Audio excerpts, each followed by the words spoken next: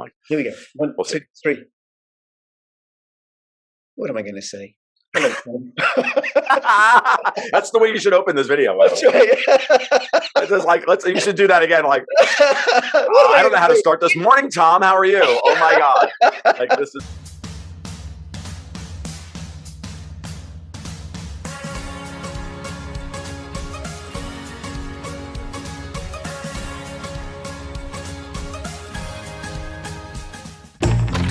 Using Wi-Fi without NordVPN could mean sharing your private stuff with more people than you think. NordVPN. Online security starts with a click. Find the best cryptocurrency investments. Check out Token Metrics. Use my affiliate link for a discount. It's Tom Luongo of Gold Guts and Guns. We're going to be chatting about, well, I'm going to be listening and interjecting when need be to rein him in. What is going on? What is it you say? Making sense of a world slowly going mad. Yeah, that's my gig, man. How are you? How you been, Rich? I'm very, very well. Very, very well. Okay, looking forward to having this conversation with you. And just let people know, not all this video is going to be on YouTube, on Odyssey. You know why? Because YouTube, a little bit touchy and sensitive. And a little bit? They don't believe in things like old-fashioned notions like freedom of speech and self-expression, the free exchange of ideas. So at some point, we're going to move over to Odyssey after a few minutes, and then please do subscribe to me on Odyssey. Follow me on Twitter, CryptoCurrencies, join my official Telegram announcement channel, and join Tom Luongo's Telegram channel too. I'll have the link in the description below, and I'll have links to his work as well, so you can follow him. All right, Tom. Well, what is going on in the world?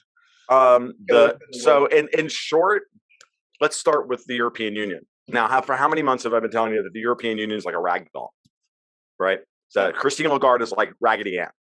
And on the right is Vladimir Putin going, gas for rubles, oil for rubles, grain for rubles. And on the left, you got Jerome Powell going, no Eurodollars for you. And that's what's going on right now. And they're both kind of looking at each other, not really looking at each other because they're not loud, but they are both pulling. And those seams are fraying. This week, the funniest thing I saw this week, and you know, I'm a gallows humor kind of guy, and maybe I'm a little bit of a geek, but press conference. So yes, I actually watched, I know, pray for me, but I actually watched Christine Lagarde give a press conference, and I didn't throw up. But I could only stomach her for about 5 minutes. Because I know you've not been well. I don't want you to go into remission. I'm fully recovered from the Omicron goof at this point.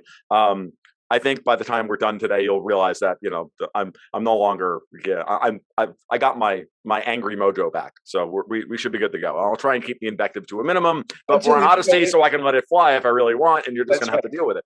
Now, but listen, I just want to say about the ECB, if we can do a little bit about the euro and what's happening there, right? You and also Alexander Mercurius, and we're hoping to do a recording with the three of us in due course, have been saying, and I agreed with you, and I've been saying to my friends and family and stuff that there's no way Ukraine's going to win. Russia's ultimately, I mean, we'll talk about that, right? Yeah. I've got a couple of things. I mean, a couple of things to update people on that I haven't had a chance to do. I was at the Ron Paul Institute conference on foreign policy in Houston last weekend. I gave a talk. Scott Ritter was there. I had a chance to meet and chat and have dinner with him as well. I'll go over that in a little bit, but I want to go back. I want to talk about the funniest thing I saw all week. Yep. The ECB, the linchpin to all of these stories. Tom, you're freezing. Am I? Sorry about that. So let's talk about the ECB. Well, hopefully this will be an edit. So what's important about this, the reason before we get to everything else, I really want to talk about what's going on with the European Union, this week's capitulation by Christine Lagarde, the president of the ECB, because it's actually a very important inflection point in the history of global markets and honestly, global politics and geopolitics and all the rest of it. Because as I've been saying for over a year, I really felt like the Fed began their tightening cycle well before they actually started officially raising interest rates, going back to last June with the raise of the reverse repo payout rate, which has drained God knows how much, almost $2 trillion now from the global economy. Now, most of that money, most of that $2 trillion came out of the offshore dollar markets, which is where the ECB, in order to protect the euro while they continue to do QE on their own, and they can, they have the liquidity if it's there within the European banking system to play their reindeer games of shuffling money around from Italy to Greece and blah, blah, blah, and making it all look like they have this situation under control such that they can support bond yields on their debt, which is a far lower quality than U.S. debt, but somehow trading at massive premiums, right? Meaning at lower yields to U.S. debt. and I've talked many times in the past about, I think people should watch the US-German 10-year spread to watch as that tightens, as German debt starts to rise faster than US debt is rising. That's a signal, the ultimate signal, that Christine Lagarde has lost control of her markets. Now Okay, that's hold on. I want to translate some of this, right? sure, And make sure that I'm understanding it, because I'm not financially trained, and sure. you're Not self-taught. I mean, I'm But you're really self-taught. self-taught. You've got a real handle on it, right? So this isn't, and bonds, as you know, they still back. Bonds always make everybody crazy because they're backwards. Yeah. So essentially what I understand is that European bonds are trading like they're good quality bonds. Like they're better quality. They have been trading as a debt because the European Central Bank has been running their deposit rate at negative 0.6% for years, and quote unquote they run a current account surplus and a trade surplus and all of this, and so that has given the ECB a lot of cover while they had low inflation, or actually disinflation, for years, and so they could get away with this. Well, that's no longer the case. And now underneath that, right? So they're trading like they're much better than they really are, because the European Central Bank economy is more, and the European Central Bank is papering this over by having Germany buy all of Italy's debt. Right, and Europe is bust. Hence, we've had negative interest rates since 2014. And this is I want to make a point here, right? This is something that people who believe in the EU, Remainers and everything, and people who go to the mainstream media do not get, because it's not covered. The EU is broke. Yes, they're beyond broke.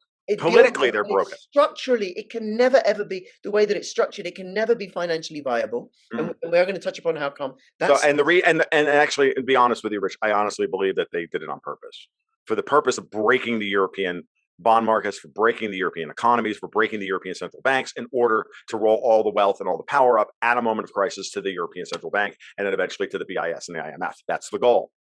And you can see them trying to put those building blocks in place over the last 5 or 7, hell, they've been doing it for 25, 30, 40, 50 years now. But in the last 5 or 6 years, they've really been putting those building blocks in place. So back to Thursday and the humor that was watching Christine Lagarde go through and try and read the ECB policy statement when she started to, and it was really funny. Lagarde has looked like a deer caught in the headlights while reading these policy statements for months now.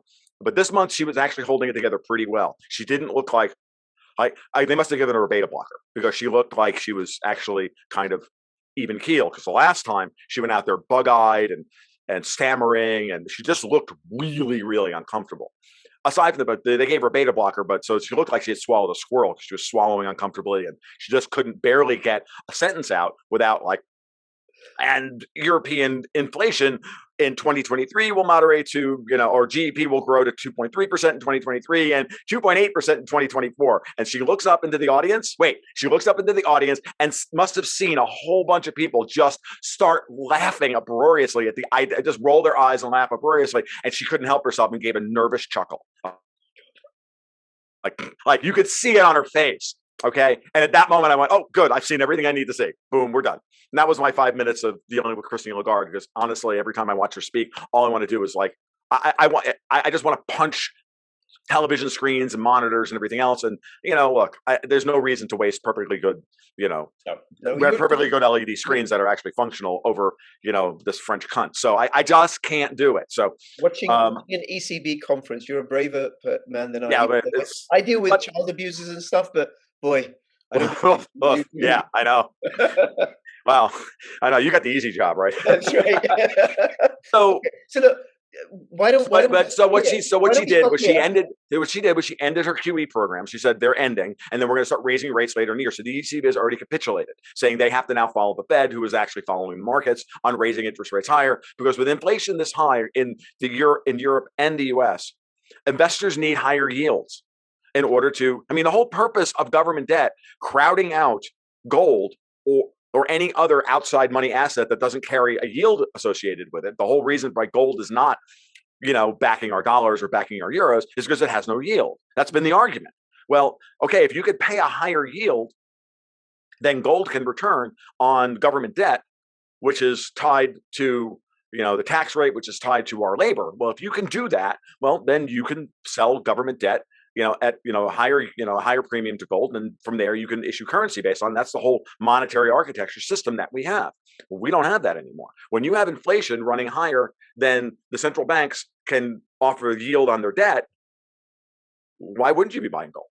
Gold at zero, gold at even a negative 1% carry cost in order to vault it or whatever is still better than negative 5% on a US 10-year note trading at 3.1% when inflation's running at 8.6%.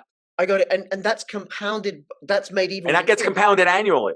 No, but that's made the problem is exacerbated in Europe because you've got the negative interest rates as well. Right. So you've got punitive savings rates. Spiraling inflation. Okay, hold on. Because there's something else I want to say, right? Which is, it just remind you did remind me that I have permission to interject, right? I'm really going for it. You did, which is that people do also, if people go to the mainstream media, including the mainstream financial media, they will have no understanding of the importance of gold. They do not get, especially in the West, how important and critical gold is to the functioning of the entire global monetary system. And I think I even include Bitcoin, because Bitcoin is priced in dollars, which really are all measured relative to gold behind the scenes that people don't see. So the rest of this conversation, which is going to get even more exciting and interesting and informative, and Tom may get more colorful, is going to be an Odyssey. So please join us there. I'll have the link in the description below.